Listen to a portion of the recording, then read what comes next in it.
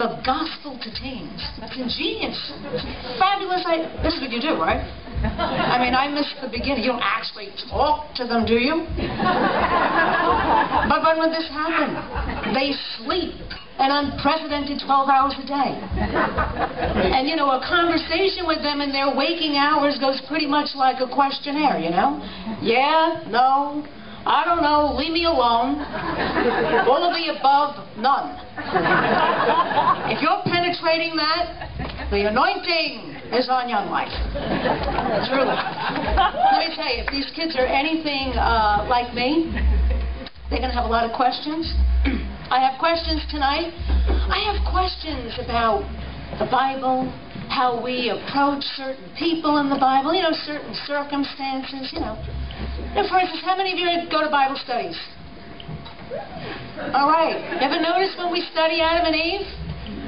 You ever notice when we study Adam and Eve, they're always in the garden? This perfect, beautiful paradise where nothing dies. These two perfect people, the eternal extreme makeovers. Right? I mean, this is what surgeries are for. Everybody's trying to look like Eve. It's all about Eve. No one's aging. Nothing's dying. This isn't real. I think it's time we study these two after they got kicked out.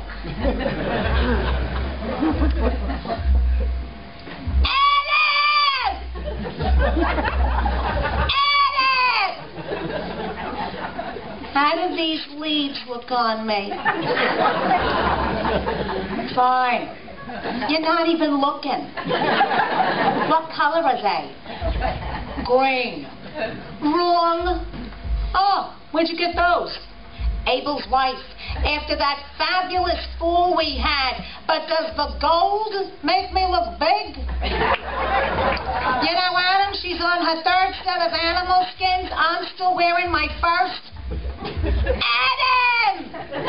You don't even listen to me when I talk anymore. Easy. I work all day by the sweat of my brow. When I get back here, I don't want to do nothing. All right, fine, then I'm going out. Out. We are out. Out with the girls. We need new pottery around here. What's the matter with the pot you have now? Oh, my one pot. We had that since the Garden of Eden. Well, worked good then. Yeah, what didn't work good then? Here we go, blaming me for the garden, the garden, the garden. You sound just like your mother. I don't got a mother. Why did I bite the apple? Because you were hungry. Don't you remember what happened? I wasn't hungry. Yes, you were. I remember. You had just got back from grooming the Brontosaurus, and you said, oh boy, am I famished. I said, we're going to be banished.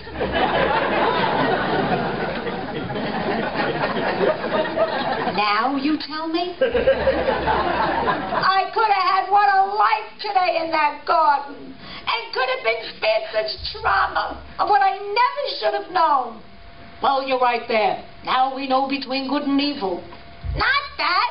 What you look like naked.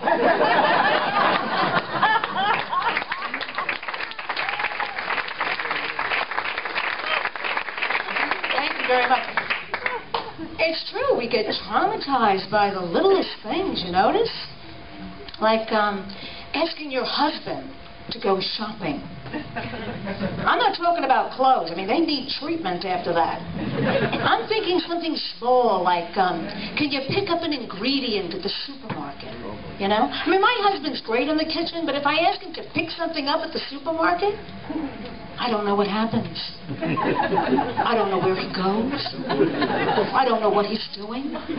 It's like he's entered the black hole. Will he ever come back? You know, and it's not like I'm asking for something complicated, you know, like an imported kumquat or something weird. Salt.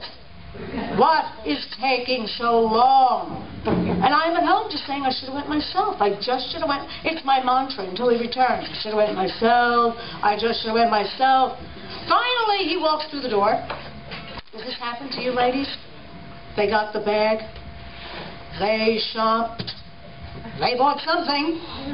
Nothing you asked for. But hey, baby, mission accomplished. Then they want to tell you how you can use this stuff in your cooking. Okay, honey, now tell me one more time. How am I supposed to make this meatloaf now with these chunky bars? But, you know, the question here is, why can't men find anything? I mean, this isn't a put-down. It's a serious question. They can't find anything. It's true.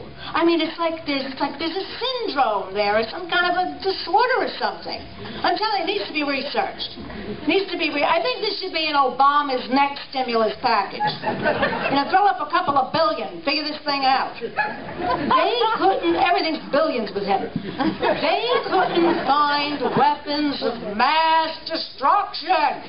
It's because they didn't send any women. Forget the weapons. We would have found the receipts.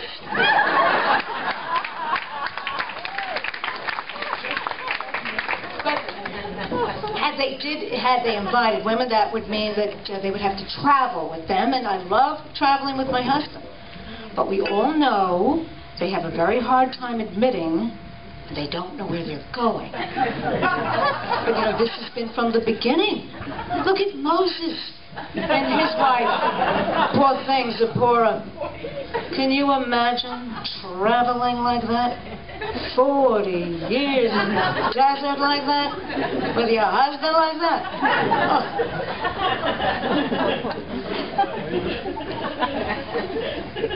Moses! Darling, I think we've been here before. This light looks familiar. Then don't look down. Moses, they're going in cycles. Around and around. Don't you see that? You interrupt my tent meeting with the Lord. For this, let me commune with God. What are you talking to him about all these years? Ask for directions!